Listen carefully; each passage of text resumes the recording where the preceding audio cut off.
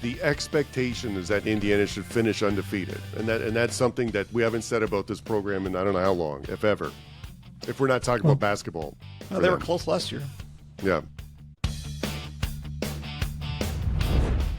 Welcome to Saturday versus Sunday. I'm John Barbin. With me is Jeff Dover, and let's talk football. We're a couple of average football fans that watch college and NFL. We hope to earn your like and subscribe today. This is our review of the UCLA-Indiana game. What are your initial thoughts?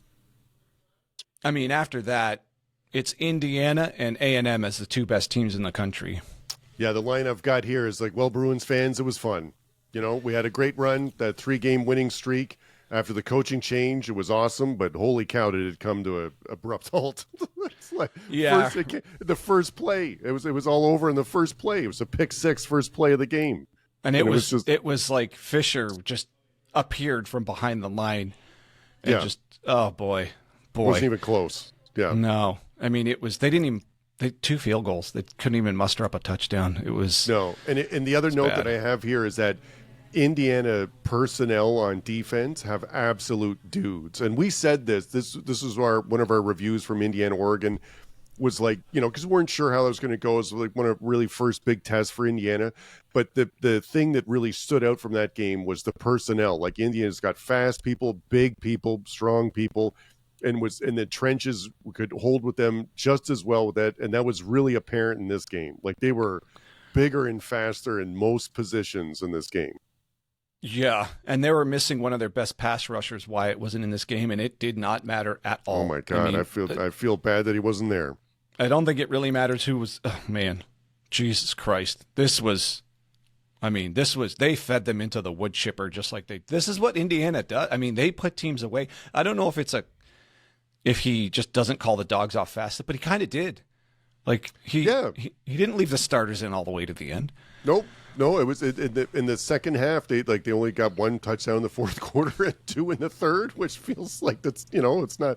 It's less than in the first half. Like, but it was and this is what Signetti does. Like, he's a pretty big ego guy, and he wants to deliver a message, and they absolutely did that this game. Like, and you kind of have to when you're trying to put the program on the map. Absolutely, and he just got the big raise, right? Because there's a lot of turnover with other programs, and they don't want to lose him, and so this was a real beatdown. We haven't seen a real beatdown like this with a team coming off.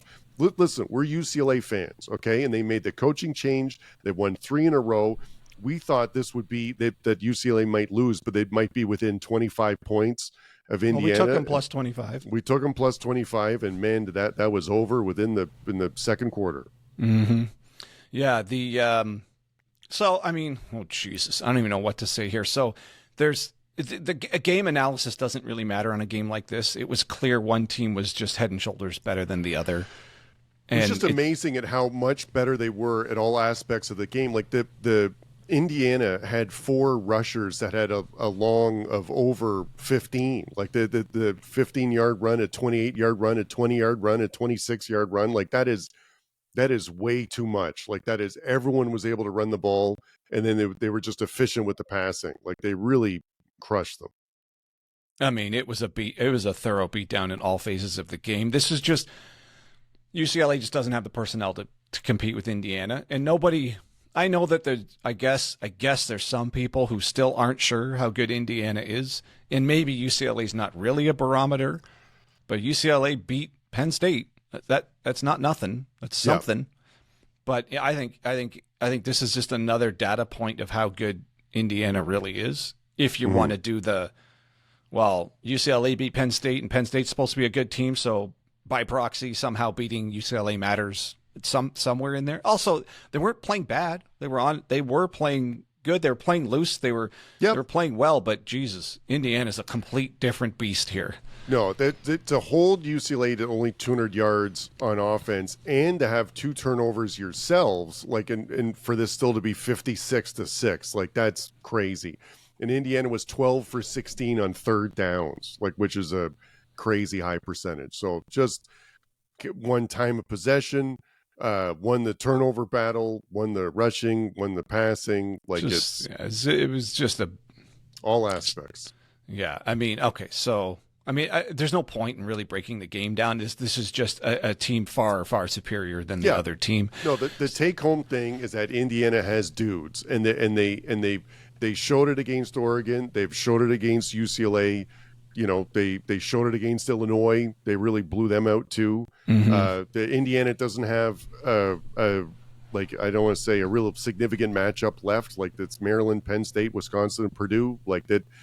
They should win all those. They should go 12-0. Now at this point, and I would even say a couple of weeks ago we could have said it. Really, after the Oregon game, yes, you're looking at Indiana thinking, all right, 12-0 is absolutely, I don't even want to say on the table. It's almost an expectation now. That's really what should exactly happen here. That's you're absolutely right. The expectation is that Indiana should finish undefeated, and that's something that we haven't said about this program in I don't know how long, if ever. If we're not talking about basketball. They were close last year. Yeah. But yeah, so Signetti got his contract, so Penn State ain't going to get their grubby hands on him. He's making a statement here. That was a big-time statement. They should go 12-0. And the true test for Ohio State, the first time we'll actually get a look at Ohio State for real, is in the Big Ten championship game against Indiana. Because so far on their Ohio State's resume, there's nothing impressive there. Beating Texas is no big deal. Beating Illinois, so what, right? I mean, Indiana fed Illinois into a wood chipper, so who cares? Like, so what, you beat Illinois. Washington, okay, it's a quality win, but that doesn't tell us anything about Ohio State. No, unless they lose at Michigan, in which case it might not be, Ohio State in the Big Ten championship. That would be the only.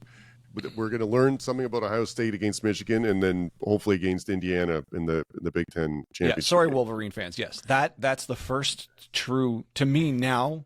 That's the first true test of Ohio State is Michigan. We shouldn't be talking about them. We're talking about Indiana here.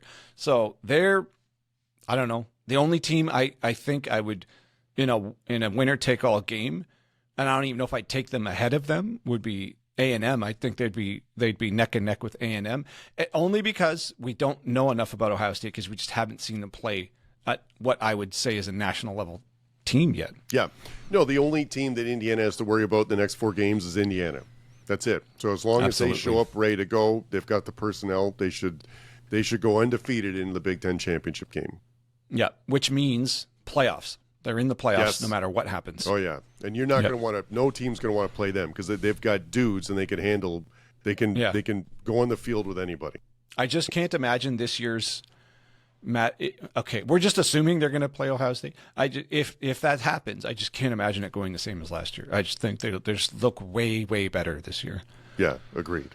All right, so that's Indiana. All arrows looking up. Should be undefeated. Should be in the championship game. Should be in the playoffs. And there's nobody in the country that's obviously better than them. Mm-hmm. And then for UCLA, okay, they did have to come back down to reality, I guess. And if they were going to come back down to reality, this was the game we were looking at. They obviously have Ohio State left. Their schedule's kind of tough now. Yeah, it is. It's a harsh reality. They got Nebraska at home, which I think will be a good game. Totally winnable. At Ohio State's going to be tough. Washington at home is going to be tough, and then it's shaping up to be a nice matchup against USC at the end of the season. Yeah, but I think Ohio State's the obvious, like, you're going to be up against it there. But I don't necessarily think they're going to be outclassed by Nebraska, Washington, or USC. Nope. I think they could hang in there. Hopefully not. If they're okay, we've only got 3 wins to work off of here. So really, we don't. It's what does that Penn State game? What is it really? I know. Because Michigan State's not great this year. Maryland's not great this year. So is it? We'll see. I guess the Nebraska game will give us quite obvious statement. The Nebraska game will give us the next true data point. Mm-hmm. Like, where are they? But I'd imagine they'll be competitive in the Nebraska game. So we'll see. I mean, it's still a fun turnaround. We have no idea what's going to happen as far as who's going to actually be coaching this team. If they finish strong, does it just stay as is? Like Skippers gets the job and Neuheisel stays as the OC and we just keep moving forward. There's at least something to like about the 3 games they've won. This game, I think you could just dismiss it to you just might have run into the best team in the country, or at least one of the 2 or 3 best teams in the country. Yeah, I mean, I hope so. Like, I hope if they lose poorly in the rest of the games, like that then they're not going to be talks about keeping the staff moving forward. So there's got to be a few more positive signs in the next few weeks, and then it's in a possibility. Yeah. All right. So all arrows pointing up for Indiana. That was a thorough beatdown.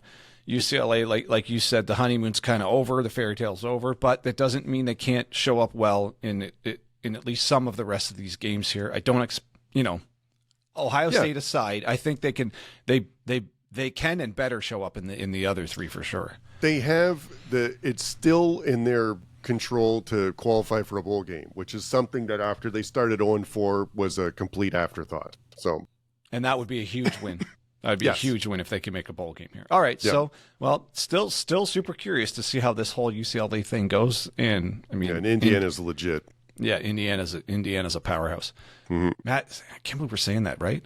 I know. Indiana, the powerhouse. And it's how they're doing it too. Like it's just how they've the defense and the offense, and it's just really well balanced. And they were well coached and fired up. Like it was a big.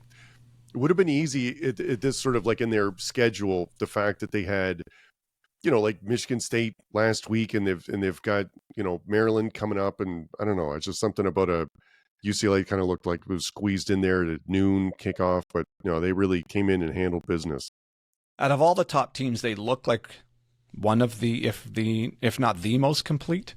Yes. Oh, like agreed. Mendoza's 100% NFL quarterback and a high round draft pick quarterback. Yeah, and they have championship level defense. So yep, and they've got good receivers. They're deep at running back. They're kind of just deep all over the place. Yep. So we'll see. All right. You got anything else? Is that everything on your notes? No, that's it. All right. Well, if you're still with us, we appreciate you checking out the channel. We know it's small. We just started it last year. So if you want to support us and you like what we got going on, a like and a subscribe goes a long way, and we'd super appreciate it. So for Jeff Dover, I'm John Barbin, and that's your Saturday versus Sunday podcast.